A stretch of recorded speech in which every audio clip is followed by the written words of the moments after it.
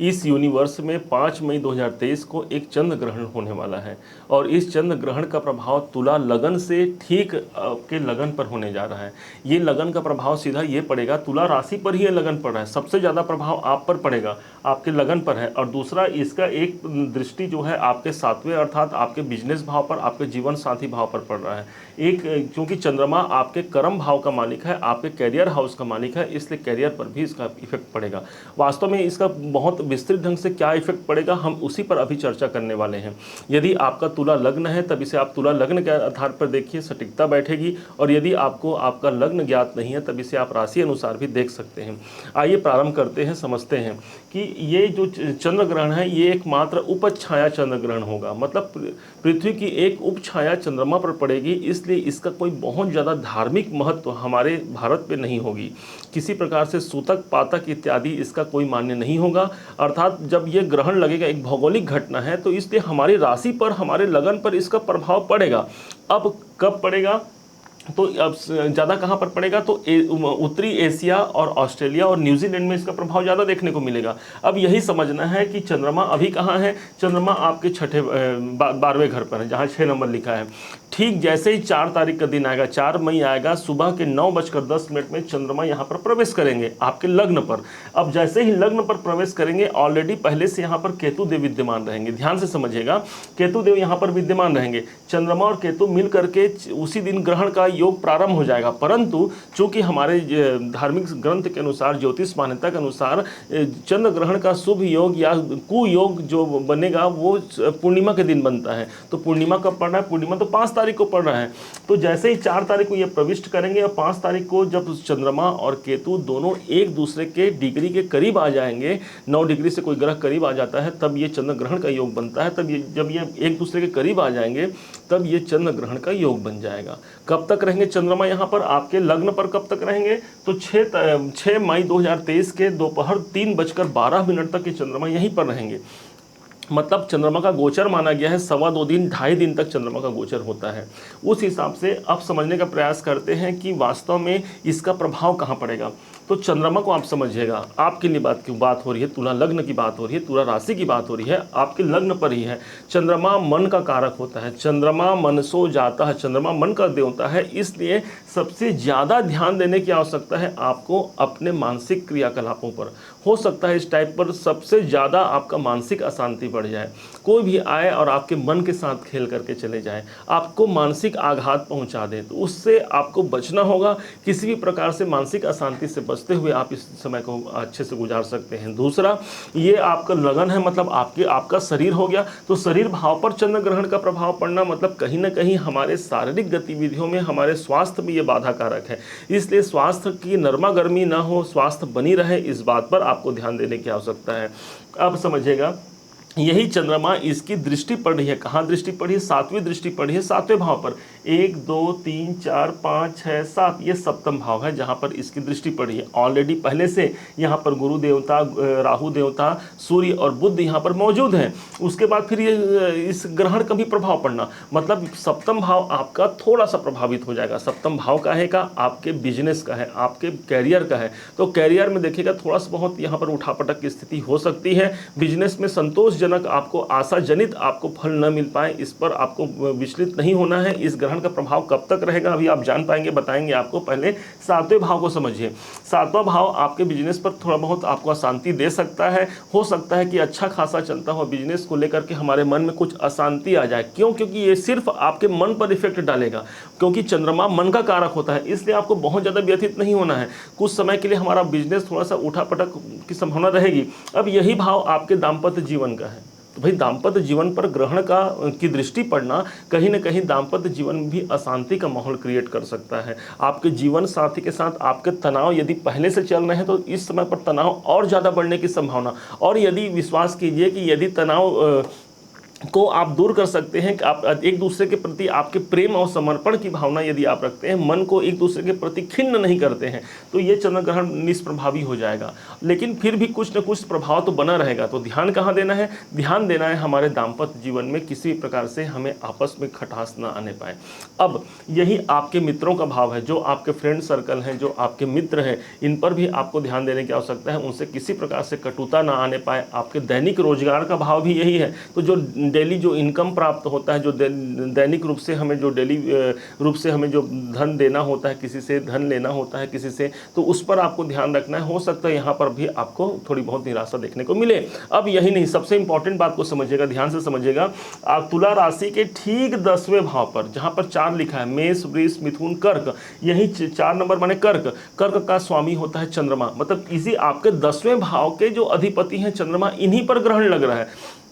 मतलब सीधा सा प्रभाव आपके करियर पर ये दे दिया है। कर्म क्षेत्र पर थोड़ी बहुत यहाँ पर बाधाएं की स्थिति आएंगी। आपको मन खिन्न नहीं होना है। बार बार इसी बात को कर रहे हैं, क्योंकि चंद्रमा सिर्फ और सिर्फ मन का देवता है। तो इसलिए करियर पर बाधाएं, बनी बनाए काम हो सकता है कि इस टाइम पर कुछ बिगड़ने की संभावना हो जाए। अच्छा से हमने कार्य जो है सुनियोजित ढंग से पूरा करने का प्रयास किया था, परंतु जैसे ही ये चंद्र ग्रहण का प्रभाव आया, कुप्रभाव आया, वहाँ पर थोड़ी सी हमें विषमता देखने को मिल जाए। अब समझते हैं ये ग्रहण का प्रभाव कब तक रहेगा। तो ग्रहण के प्रभाव को समझते हैं कब तक रहेगा, और उसके बाद फिर आप जानेंगे इसके सटीक उपाय क्या हैं, जो इस स्थिति में भी आपको इस श्रेष्ठ से सर्वश्रेष्ठ की ओर ले जाएगा। तो पहले समझते हैं कब तक रहेगा। तो ये रहेगा मात्र 12 तारीख तक इसका दुष्प्रभाव रहेगा चंद्र ग्रहण का। कारण भाई हमने 12 तारीख ही क्यों लिया, तो इसको आप समझिएगा कि चंद्र ग्रहण कब बनता है? पूर्णिमा के दिन। पूर्णिमा दिन से अगले दिन ही प्रारंभ हो जाएगा ज्येष्ठ कृष्ण पक्ष प्रतिपदा। तो प्रतिपदा को पूर्णिमा के दिन चंद्रमा की कलाएं पूरे डिग्रियों में होती हैं, और जैसे ही प्रतिपदा आता है चंद्रमा अपने आप घटते हुए क्रम में प्रारंभ हो जाता है। जैसे ही चंद्रमा घटते हुए क्रम में आएगा, आपकी अशांति और इसके दुष्प्रभाव से आप बचना प्रारंभ कर जाएंगे।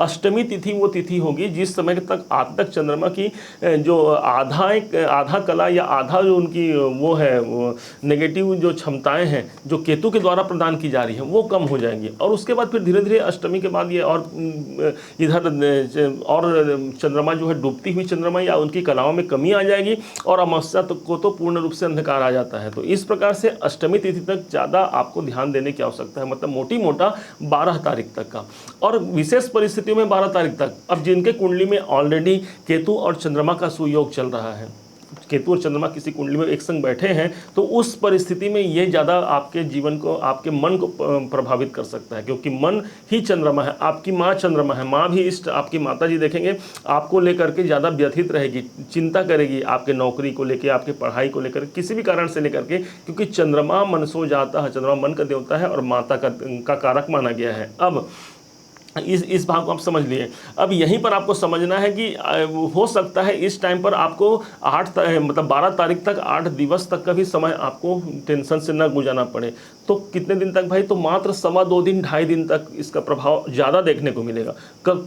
क्योंकि 4 तारीख को ठीक ये 9:10 में ये प्रवेश कर जाएंगे तुला राशि में। और कब तक रहेंगे? तो ये रहेंगे 6 तारीख को 3:12 दोपहर तक। तो इस समय पर चंद्रमा आपके लगन पे रहेंगे। उसके बाद चंद्रमा इस भाव को छोड़ करके फिर अगले राशि पर चले जाएंगे, आपके धन भाव पर चले जाएंगे। मतलब चंद्रमा का जो सबसे ज़्यादा जो बुरा इफेक्ट पड़ेगा वो 4 तारीख के 9:12 सुबह से लेकर के 6 तारीख के दोपहर 3:10 तक का, आप ऐसा मानिए। अब कौन सा ऐसा उपाय है जो इस चंद्रमा केतु के दुष्प्रभाव से बचा ही नहीं पाएगा, हमें और श्रेष्ठ से श्रेष्ठतम की ओर ले जाएगा? तो प्रथम उपाय बताया गया है भगवान चंद्रदेव को दूध अर्पण करना। आपके घर यदि चांदी की कटोरी हो तो चांदी की कटोरी में गाय का दूध ले लें। यदि चांदी की कटोरी न हो तो स्टील की कटोरी ले लें। यदि स्टील की कटोरी भी अगर किसी कारण से हमारे पास आप जहां हैं वहां उपलब्ध नहीं है, तो एक पत्ते को दोना बना लें, किसी साफ शुद्ध पत्ते का, उसमें उस दोना में दूध डाल दें और उस दोने के द्वारा दूध अर्पण करें भगवान चंद्रदेव को। और ओम चंद्रदेवाय नमः, ओम सोम सोमाय नमः, इस मंत्रों का जाप करते भगवान चंद्रमा से आशीर्वाद मांगे। निश्चय मानिए कि आपका मन पवित्र होगा। और मन ही पवित्र नहीं होगा, जहां पर इस ग्रहण की छाया पड़ रही है अर्थात आपके सप्तम भाव, वहां पर को भी ये पवित्र करेंगे। दूसरा उपाय आप समझिएगा। दूसरा उपाय बताया गया देवाधिदेव महादेव चंद्रमा जब राहु और केतु से पीड़ित अवस्था में थे, जब आए दिन राहु और केतु उन्हें ग्रसित कर लेते थे, चंद्र ग्रहण का योग बना देते थे, तब यही चंद्रमा पहुंच गए कहाँ, भगवान देवाधिदेव शंकर जी के पास और बोले, हे भोलेनाथ, मैं इस राहु केतु से बड़ा त्रासित हूँ प्रभु, मेरे इस दुख को दूर करने का आप कोई उपाय बताइए भोलेनाथ। तब भगवान शिव शंकर ने उसी चंद्रमा को उठा लिया और कहे, हे चंद्रदेव, आज से तुम्हें मेरा संरक्षण प्राप्त होगा, और जिसको शिव का संरक्षण प्राप्त हो गया उसका कोई बाल भी बांका नहीं कर पाएगा। और उसी चंद्रमा को उठा करके भगवान शिव शंकर जी ने कहाँ लगा लिया, शंभोर मुकुट भूषणम, भगवान ने उसे अपने मुकुट पर आसन दे दिया। और तब से लेकर अब तक, पुरातन समय से लेकर अब तक के वही चंद्रमा भगवान शिव के मस्तक पर शोभायमान हो रहे हैं। इसी कारण भगवान का एक नाम पड़ा चंद्रशेखर, चंद्रमौली, शशांक, ये सब भगवान शंकर जी के नाम पड़े। इसीलिए भगवान शिवलिंग पर जो जल अर्पण करता है, जो दूध अर्पण करता है, तो जल और दूध दोनों ही चंद्रमा के कारक माने गए हैं। चंद्रमा क्या करता है, चंद्रमा शांति करता है, इसीलिए मन पवित्र होता है। तो जो शिवलिंग पर अर्पण करता है उसे चंद्र केतु के दुष्प्रभाव से वो व्यक्ति मुक्त हो जाता है, उसके जीवन में श्रेष्ठता प्राप्त हो जाती है। भगवान शिव की कृपा तो प्राप्त होती ही है, साथ में चंद्रमा की कृपा भी प्राप्त हो जाती है। इसीलिए भगवान शंकर पर सदैव जल और दूध से अभिषेक किया जाता है। अब तीसरा उपाय है, माना जाता है कि भगवान गणनायक जो भगवान गणेश जी हैं, ये केतु के शांति के लिए देवता माने गए हैं। यदि राहु शांति के लिए आपको कार्य करना है तो माँ जगदम्बा की आराधना कीजिए, माँ जगत जननी की आराधना कीजिए, और केतु की शांति के लिए आपको श्री गणेश की पूजा आराधना करनी चाहिए। ओम गंग गणपतये नमः का जाप, उनके मंत्रों का स्मरण, ध्यान, सुमिरन, ये सब आपको कितना ज़्यादा आपको प्रतिफल देगा आप सोच भी नहीं सकते। भगवान गणेश के 12 जो नाम होते हैं, ओम सुमुखश्चैकदन्तश्च कपिलो गजकर्णकः लंबोदरश्च विकटो विघ्ननाशो विनायका धूम्रकेतुर्गणाध्यक्षो भालचंद्रो गजानन द्वादशैतानि नामानि यह पठे शृणुयादपि विद्यारंभे विवाहे च प्रवेशे निर्गमे तथा संग्रामे संकटे चैव विघ्न तस्य न जायते। इस प्रकार भगवान गणनायक की आप पूजा करके इस चंद्र ग्रहण के दोष से बच ही नहीं पाएंगे, इससे अपने जीवन में बहुत ज़्यादा उन्नतिपूर्ण और बहुत ज़्यादा सफलता कारक भी बना पाएंगे। उम्मीद है कि आप तुला लग्न के भाई बहन या तुला राशि के भाई बहन इसे भली भांति समझ पाए होंगे। यदि आपने इसे भली भांति समझा है, मेरे समझाने का प्रयास आपको यदि सार्थक लगता हो तो कृपा करके एक लाइक और कमेंट जरूर कीजिएगा। आपके एक लाइक और कमेंट से हमें बहुत मोटिवेशन मिलता है आगे वीडियो बनाने के हेतु। और हाँ, अभी तक यदि आपने चैनल को सब्सक्राइब नहीं किया है तो सब्सक्राइब भी जरूर कीजिएगा। ऐसे ही ज्ञानवर्धक वीडियो आपके समक्ष लाते रहेंगे। पुनः आप सभी का दिवस मंगलमय हो, इसी शुभकामनाओं के साथ ओम नमः शिवाय।